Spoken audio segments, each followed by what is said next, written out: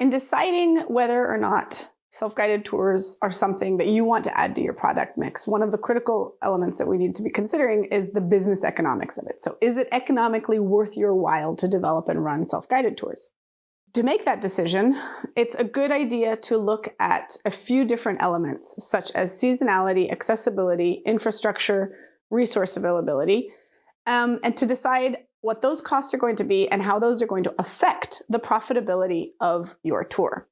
Additionally, you have to remember that the cost of a self-guided tour, like we've already said, and like we'll keep saying throughout this course, is generally less than a guided tour. So reducing costs and contact with the client is important.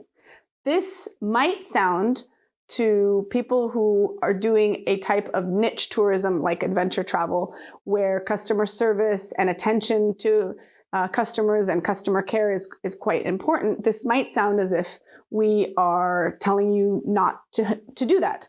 Well, on the one hand, that's true. We're telling you not to do that because this type of product necessarily needs that kind of cost reduction, so that you need to be limiting the type and the time that you're contacting clients or having contact with clients, or that clients are contacting you.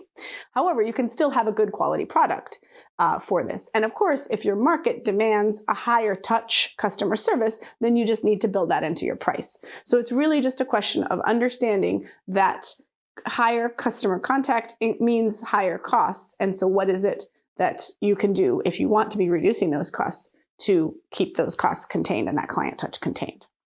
So it's also extremely important to be setting everything up in advance for self-guided tours. Again, you're not having somebody who's with the group or with the client along their travel. And so everything that you can set up in advance, from when you're doing the development to when you're doing the scouting to before the client gets out on the road, all of this advance work is extremely important to be able to have a profitable business.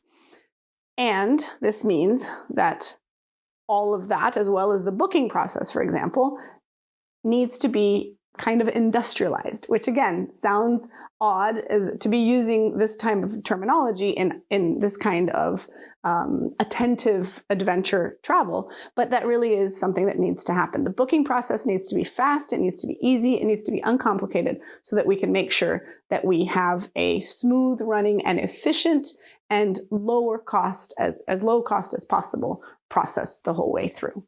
So these are the things, and now we're going to go into looking more specifically at seasonality, accessibility, infrastructure, and resources needed. But these are kind of the things that you need to be thinking about as you determine whether or not and how to add self-guided tours to your product mix.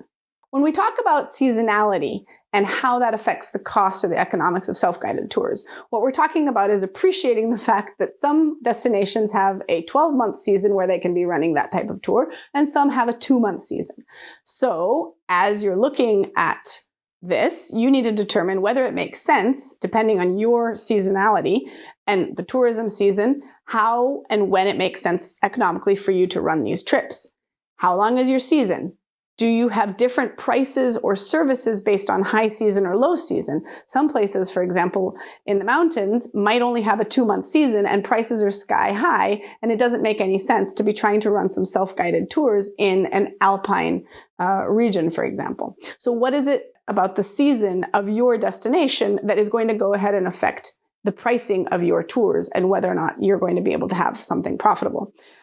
Other things about seasonality is that, again, if you have a 12-month season and because you have a mild climate with low rain, then you can be running that tour 12 months out of the year. You can be maintaining that tour 12 months out of the year. If you're only having a 2-month season or a 3-month season, then you need to make sure, and possibly you have monsoons or something that is wiping out trails, you need to be checking your trips and your itinerary multiple times, possibly during the year, but only for a short period that you're going to be able to run the tours.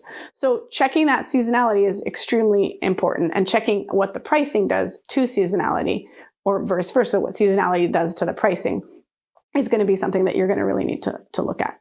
When we talk about accessibility for getting to the tour and how important it is to think about accessibility, what we're saying is that for you or for the client to get to and from the trip needs to be reasonably cost.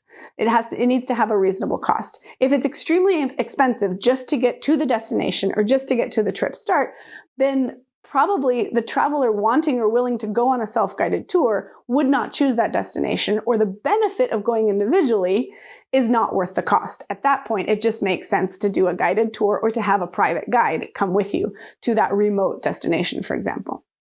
So also another issue of access is that if access is so difficult, then from a safety perspective, it might not be ideal to have a self-guided tour versus another type of guided or semi-guided tour if there's a lodge, for example, that can help with providing activities.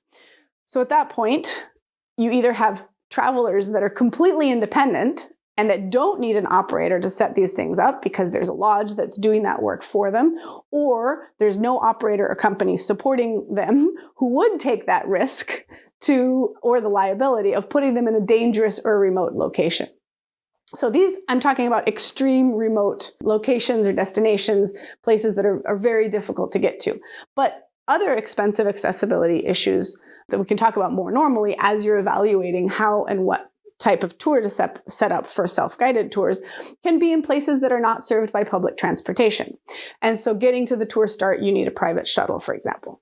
Private shuttles for just 2 people can be expensive. This is going to raise the tour price. Having the tour start instead in more easily accessible places, or taking advantage of existing private shuttles like airport shuttles, for example, or airport buses to resort areas can help solve this issue. Other ways of solving this, for example, are doing loop rides, so that if a person arrives with a car, for example, an in-country traveler or a regional traveler arrives to one location, leaves their vehicle, and then does a trip that takes them to other places and then back to the starting point, that can solve accessibility questions. So these kinds of transport and infrastructure topics bring us to more things and conversations about infrastructure.